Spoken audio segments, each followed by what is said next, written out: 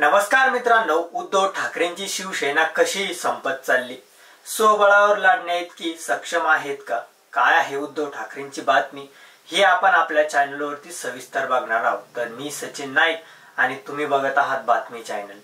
शिवसेनेचे ठाकरे गट राज्यसभा सदस्य संजय राऊत यांनी शनिवारी राज्यात आगामी महापालिका निवडणूक पक्ष स्वबळावर लढवणार अशी घोषणा केली। मात्र ज्या नागपुरामध्ये त्यांची ही घोषणा केली तिथे त्यांच्या पक्षाचं बळ किती? 151 सदस्यीय पालिकेत या पक्षाचे केवळ 2 सदस्य होते। त्या जोरावर हा पक्ष स्वबळावर लढू शकणार आहेत का, असा प्रश्न राजकीय वर्तुळात चर्चांना जात आहेत।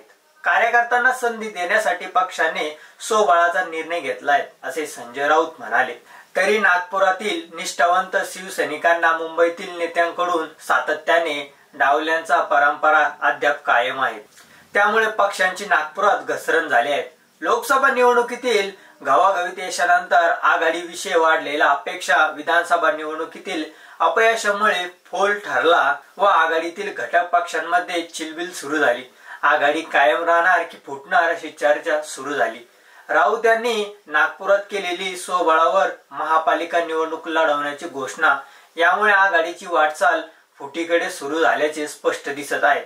शिवसैनिकांसाठी मुंबई महापालिका महत्त्वाची असल्याने त्या अनुषंगाने राऊत यांनी घोषणा महत्त्वाची असली तरी या नागपुरामध्ये त्यांची घोषणा केली तिथे त्यांचा पक्ष स्वबळावर लढण्याइतका सक्षम आहेत का, असा प्रश्न निर्मिताने निर्माण झाला आहे।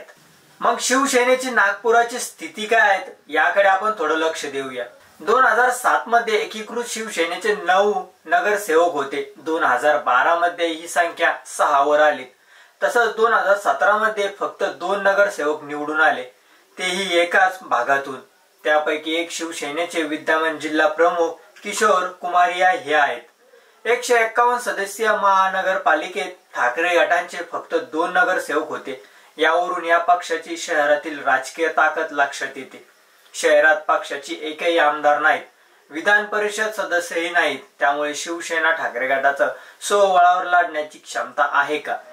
तरी त्यांच्याकडे सर्व महापालिकेचे 52 प्रभागात लढण्याचे उमेदवार आहे का, असा प्रश्न राजकीय वर्तुळात विचारात घेतला जात आहे।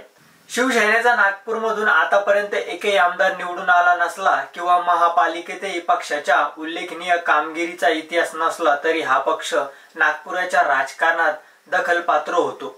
विशेष म्हणजे पूर्व नागपूर, मध्य दक्षिण नागपूरमध्ये पक्षाची विशिष्ट मतपेटी होती। दिवंगत बाळासाहेब ठाकरे यांच्या नेतृत्वावर विश्वास ठेवून सुरुवातीच्या काळात शेकडो तरुण कार्यकर्ते शिवसेनेकडे आकर्षित झाले होते। पण मुंबईतील नेतृत्व लादण्याच्या पक्षाच्या नीतीमुळे अनेक कट्टर शिवसैनिक पक्षापासून दूर गेले।